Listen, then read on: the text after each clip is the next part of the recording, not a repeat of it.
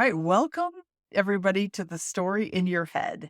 Today we have a special guest, Nicole Edwards from the San Pedro Fish Market. And Nicole, could you give us a brief introduction of yourself and what you do? Sure. Hello. Thank you for having me on the show today. I am a wife of 25, oh my gosh, no, 27 years this year. My husband, I think it's my greatest personal accomplishment that I landed him 27 years ago. And we have two amazing adult children. We are recent empty nesters, which is a lot of fun. Wasn't sure what to expect when those kids left. Still love my husband. So it's been a lot of fun.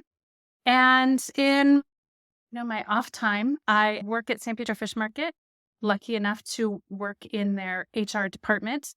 And I've been doing that with that company for about 9 years now.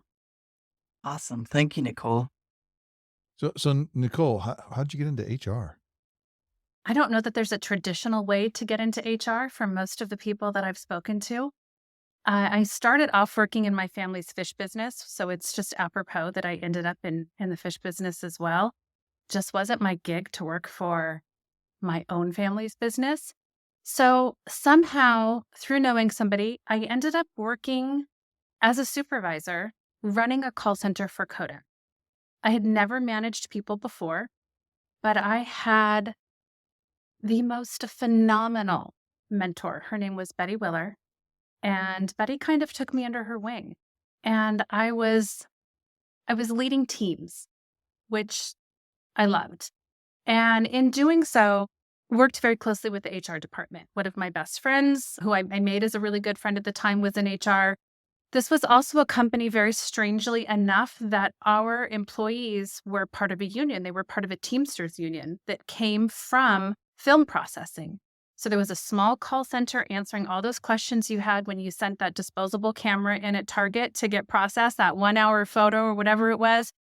And we moved into a much larger call center, but those employees remained part of the union. And when they decided to decertify, which is just a word you're really not supposed to say out loud, I became really familiar with California labor law.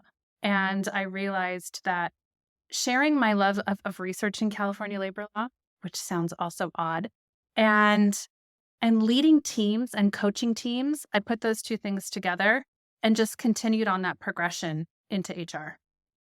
That's amazing. I have a question because there are some organizations in which HR isn't the coach. Like, how I listen to you is that you coach different teams, you worked with them as part of HR. There are other organizations out there that is not the perception of HR, that HR is to keep people out of jail or something. And you've always shown up as different to me and how you are with people. How do you think about that, like, changing role of HR today? I think that's what HR should have always been. And it's a balance. Yes, there's a balance, but it always leads back to our people. So while part of HR is protecting the company, and that is by ensuring that we're following policies, procedures, laws, there's certain trainings, there's certain things that are required to happen to follow those laws and policies, which again is a choice. As a company, you can choose not to do that and to get into all kinds of trouble. And when that happens, what happens to the company? And if something adverse happens to the company, then what happens to the people? So my philosophy has always been I take care of the company by taking care of the people first. And there's a theory that you can also not follow labor law. If you have a really strong culture, if you have a culture of team, we at St. Pedro Fish Market, it's family. We use the word family. If you feel that you're part of the family, if you feel valued, if you feel heard and seen, that a company doesn't necessarily have to follow those laws to a T because the chances of getting sued or of somebody being disgruntled are very low. Generally, a company gets in trouble not because they missed a meal break, but because you have an employee, you have a family member, a team member that is just not happy with the culture of your business. They don't feel valued, they don't feel seen, they don't feel heard. They don't feel Ah, supported. yeah, that's great. And who is not supporting them? a multitude of people. So it can be the team environment in itself, but that's not where it starts. It starts at the top. So in our case, we're a private company with a third generation of owners leading our company who feel very strongly that we're all part of a larger family, working together towards a common goal. Now that's new for us. Sharing those goals with our team, sharing where we're trying to get and how they can be a part of that is what I think makes a difference. So going back to your question, Ron, it starts at the top and it works its way downward, but not on its own. You said sharing your goals, like that was something new. Tell us more about that. So in the old days, I mean, this is a business that's been around for 67, 68 years now and was very successful and did really well. And when I started 9 years ago, it was amazing to me the tenure that we had in this company. So say it was 50% of the people there, tenure of 5 to 30 years with the company, which was amazing. Wow. And then we had another 50% that was fluctuating all of the time. We've made some changes over the years. And one of the changes that we're making now is sharing those goals with our crew so that the dishwasher to the CEO know where we're headed, what direction we're headed. And then the part that we're still working through is how you are a part of that. So whatever role you play in the company, you play a role in getting us to our next goal. And then it's answering the question, well, why is that important? Why is that important to me as the director of HR? Why is that important to me if I were cooking, if I were serving, if I were food running, if I were taking out the trash? To answer that question is, I think also uniquely, we work for a company that will reward our employees for that. So there is value in being part of the family. First and foremost, if you ask an employee what makes them happy in a company, their first answer is not money, never is, hasn't been for decades. It is appreciation, it's recognition, which translated in today's world is I feel valued, I feel heard, I feel seen, and I'm part of a bigger picture.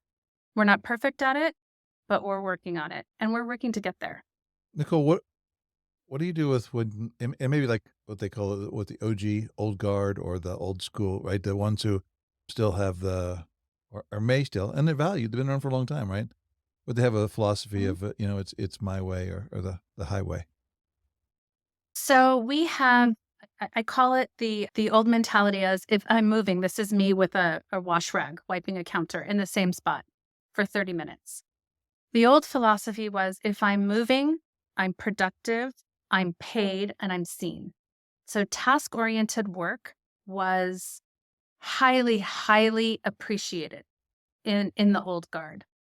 And that transformation of turning into it's not being task oriented. If your goal is to move up in the company and take on a leadership position, and again, I'm not looking to coach managers, I'm looking to coach leaders. What we're looking for in our company are leaders. And it's not been an What is easy what? task. Sorry, let me jump in there real quick. We What is the Sure. difference for you and your business, right, between a manager and a leader? A manager is kind of there to just tell you what to do. I'm going to tell you to wipe that counter until it's shiny and clean. And a leader is there to help coach and guide you in what I like to think is a journey through our company. Leaders make connections, and connection equals retention. And I'm looking for retention. Thanks, Nicole. You're welcome. If I'm supposed to go back to where I was, I don't remember where it was. No, yeah. No, I was thinking again about the leaders versus managers, right? And what does that mean for the company when you are producing leaders rather than managers? I think you're getting a lot more bang for your buck when you're producing leaders. And I think a leader sees the bigger picture. So if our leaders understand that think about what our biggest commodity is in most companies, and I can absolutely attest for ours. What we spend the most money on isn't food, it's not rent, it's not liquor, it's people. we spend the most money on people. So why wouldn't we spend the most time with our people? Mm. Why wouldn't we make that a priority in our company? Also, we're not the ones out there selling a shrimp tray. It's what our people do. So if we have leaders in our company that understand that our people, that's what makes the magic happen. It just makes sense to me that that's where we're going to spend our dollars. That's where we're going to spend our time. That's where we're going to spend those moments understanding what's important to our people. You have very few leaders. You have a lot of people. And that goes to say, too, we're looking for self-led teams. And that's a new concept for our company. Mm. But I don't think a manager is going to help us create self-led teams. A manager, we have to, it feels like when you're training somebody to be a manager, you have to continually tell them what to do. Helping to create a leader is somebody that can then lead self-led teams. And if we could have, oh my goodness, if we could have 3 restaurants full of self-led teams, amazing, amazing. Yeah, thank you, because that is an innovation beyond where I have heard, I would say, especially from a restaurant. Like, to think about self-led teams. I mean, what does that mean to you? Maybe you can describe it to our listeners. Or what does that look like? So there's a line that I believe came from Ron, and it is, how many times, or John, how many times do I want to tell somebody to do something? And if my answer is once or even less than 5, producing a self-led team, leaving space for people to have some autonomy in what they do. If we can leave space for somebody to do something better than we could have ever anticipated, something we didn't think about before, if they can own that and hold that and feel valued, it becomes part of just how we operate. And they get to take ownership of that. And they might be so much more inclined than to train the next person on that. They know when they come into work that they don't have to look at a checklist, because I was part of creating that checklist. I was been given the opportunity to kind of fine tune what we do, because who knows better how to do those jobs than the person that's been doing them for a year, 10 years, sometimes 30 years.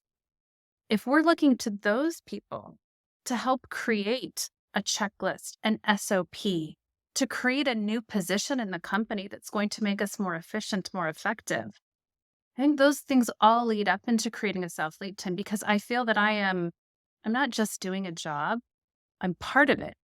I'm part of creating what that looks like. And then maybe I feel a little bit more part of getting us to the next level. I actually played a part in that. And I say that because the company let me do that. I mean, I feel very strongly that I was brought in 9 years ago, some HR background and some marketing background. So, you know what, let's help out Jennifer, who's our controller, and Mike Ungaro, who at the time handled marketing and is our CEO. And I'll do a little work for both of them. Well, I definitely leaned towards HR, and marketing went out the window. And I was able to build upon what Jennifer had started and create what we call internally is taking care of our people. It's our internal name for HR. And somehow, so blessed and lucky to say so, they gave me that space to create a department, a role, dare I say, to be a part of reprising our culture into something that was based. So I can say without certainty that they are open to that, and always have, maybe not always have been. It's a growth process. It's hard to let go. Hard to let go of the You old. you said department. How many people do you is that you did you start out with a department, or have you built a department? Tell me about yours. A department of 3. No, it was me for a long time. It was me up until 2 years ago. We had a GM in Long Beach, and he was looking for a change. And I went back to my role at Kodak years ago, and leading teams and understanding kind of what it meant to understand procedures and policies and laws and dealing with people. So he seemed like a great move. He's been amazing. And then we brought in somebody to do all of those spreadsheets that I hate maintaining about a year ago. Thanks. Where do you see your role in 5 years?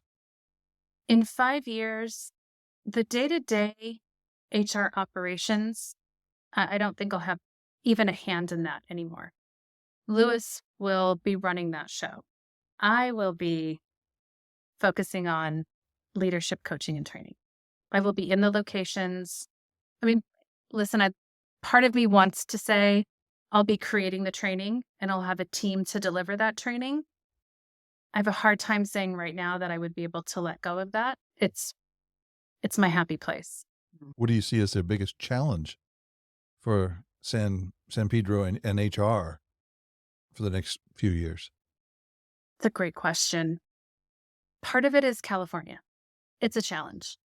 It's a challenge every day to blend what the state says we have to do with what I know is best for our people. And that's a challenge every day. And it especially is a challenge, just an election year makes it a little more difficult, staying ahead of that game. But that's the challenge. It's the challenge of blending, again, what the law says is best for our people and what I know they want. Yeah, again, going back to my history working with HR, there's some people that are by the book, right? Oh, yep, this is by the book. Mm-hmm. And what I'm hearing is if people are really the most important in the company, then that may mean not going by the book. Yeah, that's going to be a hard thing for me to agree to because, listen, there's also a lot of gray. And there's a lot of gray in the law. It doesn't seem like it should be that way. Labor law should be black and white. It would be so much easier if it was, but it's not. And even though my nickname at work is Betty by the Book, so kind, there is, listen, humans are all different and we're different every 5 minutes. And that's living in the gray. And it's a good place to be. So yes, while there is this requirement to follow labor law, to follow a handbook, to create policy, there is the human aspect. And we build our policy where we're allowed to have flexibility. We build policy around that. So in our attendance policy, that's not necessarily dictated by California law. So we can build policies that allow for humans to be humans. Yeah. Say more about that. So you can have, again, I've worked in companies where it was an attendance policy that was based on points. And you were 5 minutes late, that was a point docked up. Maybe you got so many points per year and you deducted down to 0. In our Los Angeles location, you get 48 hours of sick time. That's mandated by California law. And we have a vacation policy, which we recently, in the last couple of years, you have a much better chance of accruing vacation than we ever did before. Again, understanding that people need time off, but they also need to be paid for it. It'd be great for me to go on vacation. I would love it, but I can't lose 40 hours of pay and still go on vacation. So we've kind of lessened the restraints on the restrictions on vacation policy. But we look at people and performance. We look at pattern of behavior. We don't necessarily look at things that are black and white. So if you're late to work and you come in and you're 15 minutes late, even if you've called in, which is all we ask, just let us know. We have a business to run. Please just let us know what's happening. It's, hey, is everything okay? Are you good? If we see a pattern of attendance issues, a pattern of being late or calling off on specific days, then rather than write somebody up, isn't it more effective, more efficient for the business? This is where we blend those two things together to have crazy idea, a conversation with the employee and say, hey, what's going on? This is what I've noticed. What can we do to help? Our job, going back to the question about the difference between a manager and a leader is looking to support. I think a manager is looking to tell. And our job, and it starts with the CEO, our job is to support those people that, for lack of a better word, 'cause it's not my favorite, kind of fall below you. It's not that I'm here to be above you I'm there to support. And that's part of that leadership training. That's part of looking at people as, my gosh, we're people. First and foremost, it's what we all have in common. Yeah, now I'm wondering, what has this looked like for the people that work for you from before when I heard you describe it wasn't that way to now? What change has that meant for them? We've seen a really, what's the word I'm looking for? Our retention has improved tremendously. And I'd like to share a little story about where I kind of had this moment of we're not running the business for the people. So this was years ago. I'd maybe been with the company a couple of years and I decided to have a job fair. We're going to do a job fair and we're going to hire, oh my gosh, before the season starts, because we're really based on seasonality and the sunshine. So we had this job fair and we hired some amazing candidates and it was time for them to start. So fast forward, it was this one young lady and it was her first day and she was working in what we called kitchen fajitas, which was my least favorite place. You were kind of in a corner in the back of the kitchen. So she started her job. At the end of the day, I went downstairs and in those days we had what I called the coal miner time clock, like a little punch card. And you wrote your name on it and you punched in and out every day. And then it went in this really old metal box. And I was looking at the time cards and I pulled hers out and she had clocked in and then gone. Now she worked the whole day and then disappeared. She never clocked out and I couldn't get a hold of her. She just had disappeared. And what I had found out is she was just put in this corner and just kind of left there all day. And I had this moment of, that's what we're doing to our people? Like, that's how we're introducing them to our family? And no fault to the people in the kitchen. They were not trained how to train. They were not trained how to lead. They were not trained or understood the power of connection. They'd been here for a really long time, and that's how they were indoctrinated into the company. So that's what they knew. For some reason, it worked for a lot of them. But that was that moment when I went, that's just not how we're going to connect people to our company. Because I love this company. I love ownership. I am honored and grateful to work for this company every single day. And how do I share that feeling with others? That's a great story. That is a great story. Nicole, you have gone through our program, one of what we've gone through, and you've seen lots of other people go through our program as well inside your business. It's a part of your culture now. What's one story that just caught you off guard, like was powerful and new, but you didn't expect it coming? Can you elaborate a little bit So more on when people that? started to go through the program, saying things were different, what showed up as different? Let me think about how to put this into words. It is that we no longer act on the stories we create. Let me rephrase that. We are aware of when we're acting on stories that we created. I think that's one of the biggest shifts that I've seen in the company is understanding that we are all story making machines and we're going to create these stories. But how do we decipher what's our story and what's somebody else's? And then how do we bridge that gap so that we're no longer creating action based on our story, but meeting somebody where.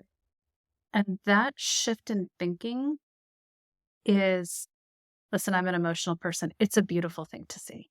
And I see it daily. I see it daily in our corporate office, and I am starting to see it more and more in our locations.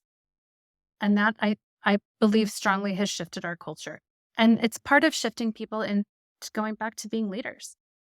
Because I'm not thinking about my assumptions. That's, I guess, the word that I used before we went through the program is what am I assuming? Didn't even know I was doing that. It was true in my head because I wasn't even bothering to ask. I wasn't bothering to ask into it. Now we ask into it. Yeah, I'm thinking about that person that was late, like continuously, right? And in my words, how I listened, being reprimanded versus being treated like a person. What Yeah. happened? What's going on? What a novel idea, right? We're going to treat you like a person. Well, and it's interesting. How many employees do you have, Nicole? Right now we're at about 250. 250. Like I'm wondering too how this propagates to larger and larger companies. I mean, I think that's a magic question. My husband works for in a very corporate environment, and he's never met anybody in HR. He wouldn't even know who to go to if he had a question. Mm. HR is scary. If you comes across on his phone that HR would be calling, right? It's scary. And I know that I live in reality.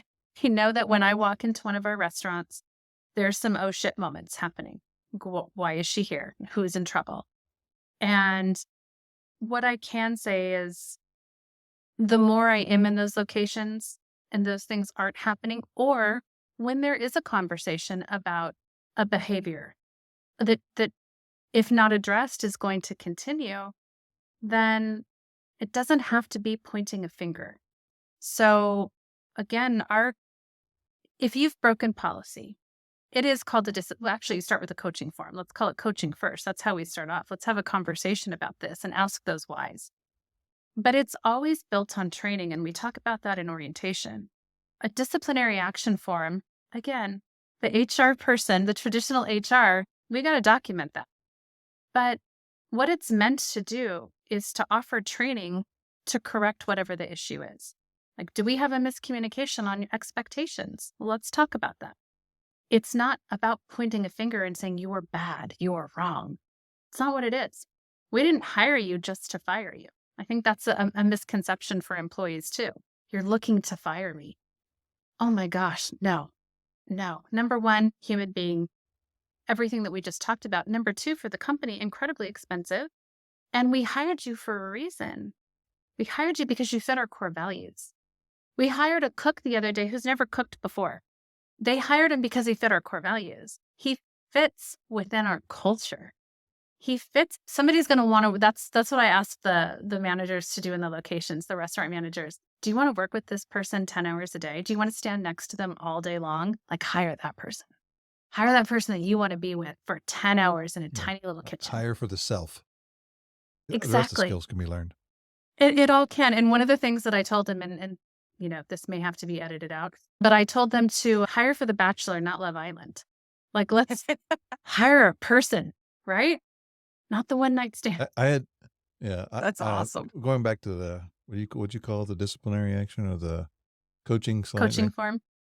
The standard was PIP, right? Performance improvement plan. It's a performance improvement plan. Oh, yeah. And so many times Mhm. I've gone to different places to work and lead a group, right? And like, okay, well, we need to start a performance improvement plan. Everybody goes, oh, they're on their way out. I go, that would be like a performance like degradation plan, right? That's like not performance improvement Yeah. plan. And they're looking and go, oh no, everybody gets on a PIP is like soon to be gone. I go, okay, our target is 50% or more have to make it, guys. And they go, nobody's ever made it before. That's never happened. Like, right. Well, when somebody gets on a PIP, what are they going to think? Nobody's ever survived. And you're creating a culture of once you get a PIP, everybody goes, okay, it's time to fire up LinkedIn and go find another job and go find versus the chance to survive here. Yep. And not just survive. How about to grow? How about a performance improvement plan is there to help me be better at what I was already doing. And my husband's that's a perfect example of the difference between localized HR and corporate HR. Is a performance improvement plan in his company is we're just documenting the next 90 days until we let you go. So you stay out of Mhm. so that the executives stay out of jail. Yeah. That's so Hey, harsh, Ron. it is what it is, right? And there's a bunch of people that I'm the one there's a that whole would go bunch to of people in jail. the world going like, yes, that's right. That's what it's for. That's right. Yep. As they're listening to this podcast. Yeah, but that's not my stand. My stand is to help the person, right? And Mhm. in a way, make it safe for people to take risks, right? Because when people, Love when that. somebody goes, oh, they got in trouble, but they're really good, right? Like in that space, you go, maybe I could try something. Well, not like trying to do bad, but like I can try on this new project, take on this role, versus doing what they turtle up. What are you doing today? Survive till tomorrow, right? Versus no, create a new Mhm. world, take on some challenge, something powerful, Absolutely. right? Yes, yeah, cool. And that in that space, Yeah. that's where you create the teams that really set things that are set create things that are much more powerful than any executive could have said, "Let's do this." So true. Learning to not be afraid of failure. That the definition that comes with failure is mistakes. Yeah. Not my My favorite. my Shouldn't be world a is dirty we run word. experiments and we get results. And then we Mhm. go, "Oh, those Love results were that. really good. Oh, those results weren't that good. So let's try a different experiment." It's just results. It's just results. Cool. And Nicole, is there anything you want to say to all of the San Pedro employees and owners and managers and leaders and everything else in that space in case they listen to this podcast? Just in case they listen, we are a work in progress, and I love where we're going. It's also there's something so cool about working for a family business, and those experiments that you talk about are so much more attainable. They're so much more real when you work in an environment of 250 people. And when you work with a family and a group of owners and a group of leaders that believe that we can't do anything great without those 250 people. Thank you. What advice would you give somebody who's looking around and saying, maybe I should go into HR? And everybody give them the whole body eye roll, like, oh my God, don't do that. And Oh why my would you God, do no. that? What would you say to somebody who is looking at that? HR is what you make it. Again, there's this kind of, it's not a resurgence, that's the wrong word. There is theories out there that we need to kind of remarket HR. Like, don't be called human resources. Let's be called people operations. I think that stinks. Sorry, people operations people. I'm a resource for humans. I like it. I'm fine with it. It's not about what HR is called. It's about what we can produce for other people. How and what a cool job. I'm sorry. That's just the most awesome job ever. I love my job.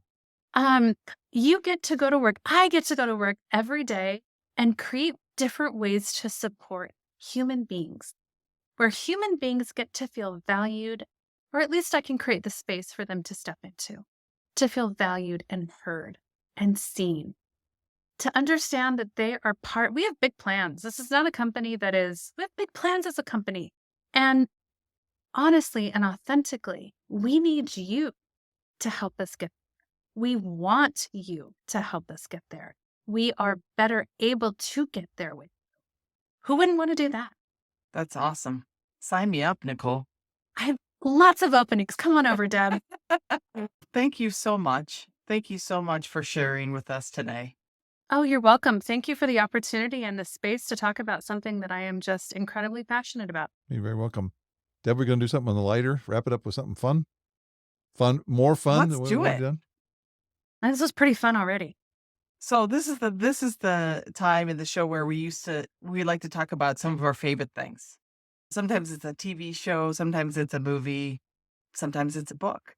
So tell us what's any streaming that you do. Do you have a favorite series that you are like completely addicted to or have watched multiple times and just love it?